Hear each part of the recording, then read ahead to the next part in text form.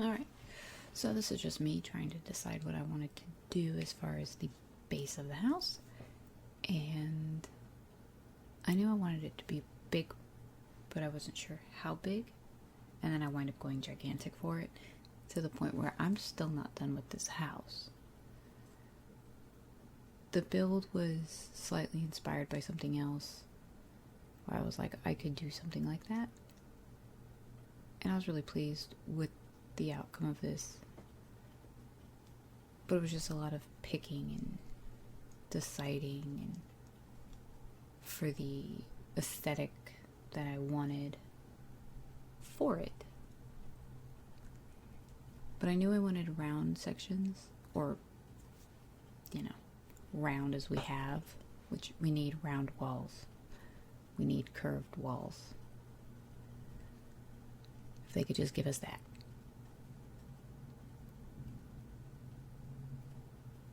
And I really enjoyed this build, but like I said, I'm still not quite finished with it. And here I am just playing with the wall because I had a reference picture next to me at the time. And I was trying really hard to get it to look right. And yeah, I kept deleting and putting back and deleting and putting back. And the roofing, obviously roofing's always difficult when you're trying to do something specific.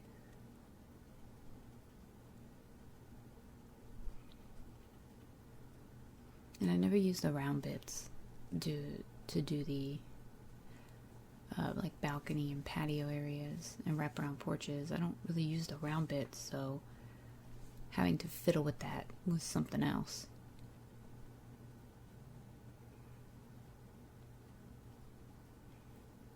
And I wanted the pillars because I was going to do the little archway in there to make it look nice.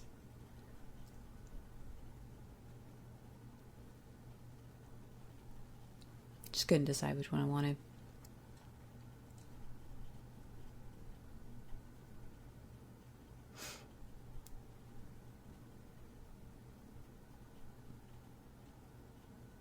And adding additional pillars to make it look more sturdy. That's my issue though, is when you put the pillars in, you take the time to put those in, and then they'll disappear. Like I look at the stills of this and they're gone. Choosing the roofing color. We need more actual, like, true to color roofing colors. The blacks aren't black. The greens look weird.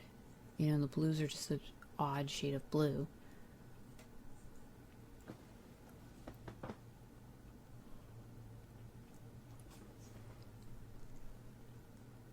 So I wind up using generally the same roof every single time, because it just looks fine. So I was getting a little creative with this build. Like I said, I had a reference photo, and it was really interesting. It's based on a real house, and that I found on Facebook, on like a historic homes Facebook page. And I was like, oh my god, I could build that. And what's funny is when I was done with the exterior, my son came into the room and he was looking at it and he saw the reference photo and he's like, that's damn close, because it really was, minus a few things that could have been done. It was like a 95% match, and I was quite pleased with it.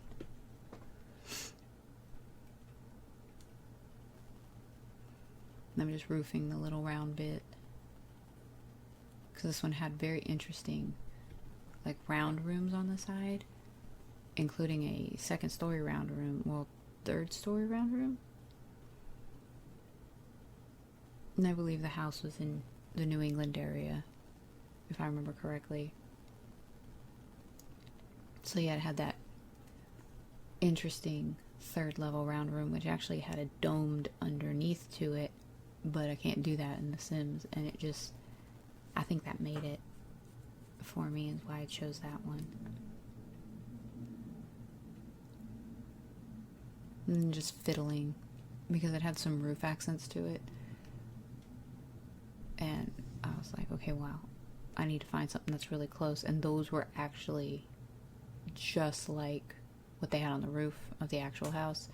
And then having to do move objects and then control 9 to get the spikes. And of course, move objects and having to control 9 things that should just place was super fun. So had to go from the top down view to get it to line up.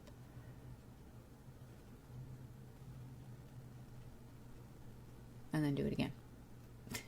But I learned for the second time to just top down view, and this one went a little bit easier. The second one went a little easier. It doesn't look like it, but it did.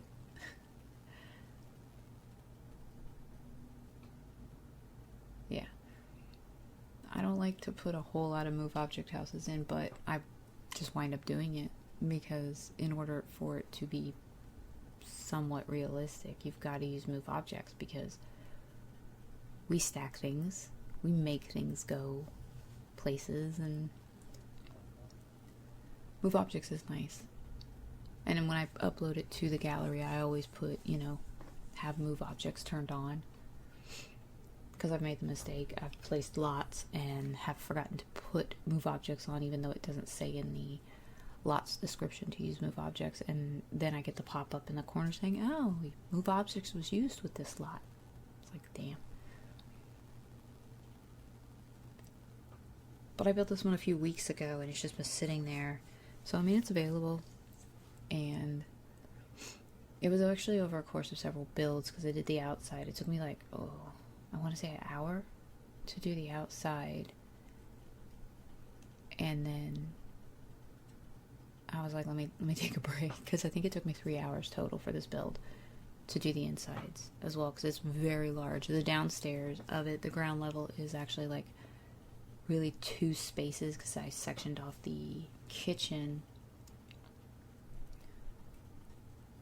And then it takes me forever to fiddle with the windows because I wanted a particular style for this house. And I was trying to find windows that matched the way the actual house looked.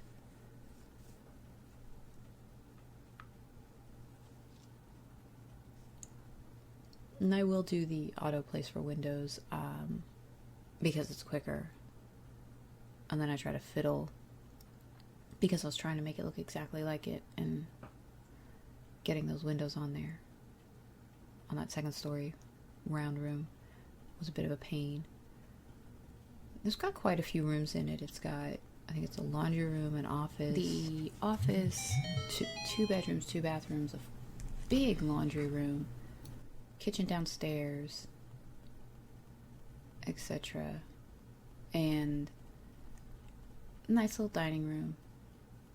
A little bit of a hallway, which is still something that I'm still working with. Like, houses really have hallways, and we don't ever put them in Sims homes because we just box doors and that's it. And we have it adjoining by like a living room or something, or it's a door off the kitchen and whatnot. So this way it's more home-like, and I did not have an interior photo for this house, so I have no idea how the floor plan looked, so I just kind of winged it because that just was easier for me to do. And here I am just trying to fiddle with this space right here above the door because it had a very particular look and I could not achieve the particular look. This is really where I say it's 90% perfect because it's one aspect of this house and I could not make it happen, and it bothered me. I may come back and rebuild this house because of it. But I did have to use move objects because of the way some particular windows were made and the way certain aspects of the house were built in reality. So here I am just trying to fiddle and figure out which one I wanted to use, trying to match how it looked. But I got it pretty close, and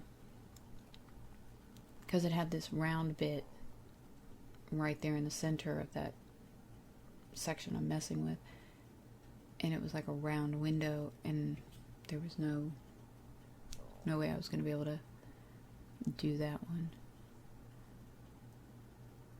So it's just white paneling, because it was a white panel house, very Victorian style white paneling. I'm deciding to change the roof. I'll make it a blue roof, which didn't look terrible. It really doesn't look terrible.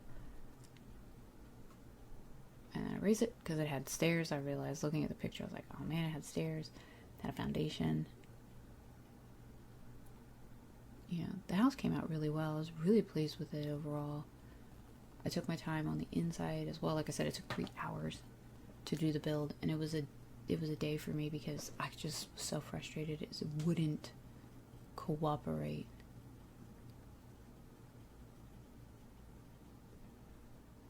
So I do the auto placing for the windows by room, and then I delete as I go if I need them. And then sometimes I'll wind up changing the windows like 4 and 5 times to fit it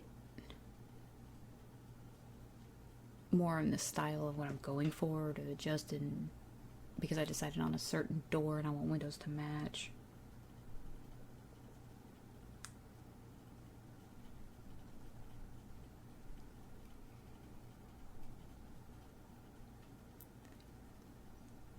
And see, I'm trying to just get the doors to go and look right through the house.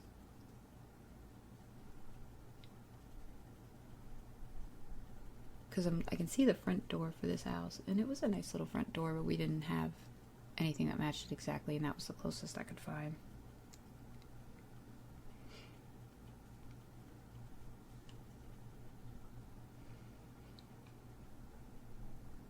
And then I decided, oh, let me just readjust and readjust and readjust. And why is it in the middle of the sky? Because it had chimneys on it. Oh, that sounds like it's gonna rain. It's gonna rain good. Sorry about that.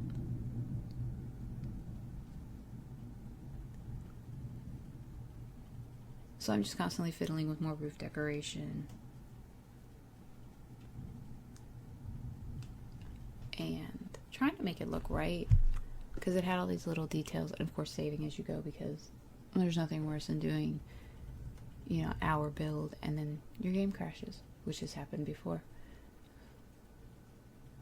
And so this front porch part actually had a little bit of a carryover, and I was just like, I can't make that happen, so I moved on.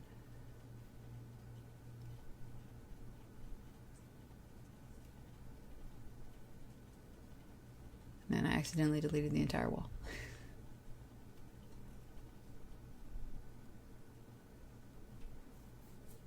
I like to put the stairs in first. It helps really define a space, especially in a large room, and see how big that ground level is.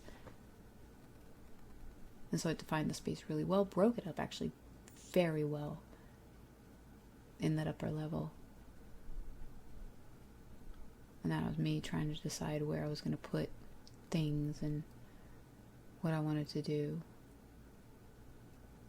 And then I've been using the half walls. Been using a lot of half walls lately because it's just been what I've been wanting. I wish we had a little bit more design aspects for the tops of the half wall caps. Maybe something a little more decorative instead of just like a plain wood cap or like the frosted glass caps.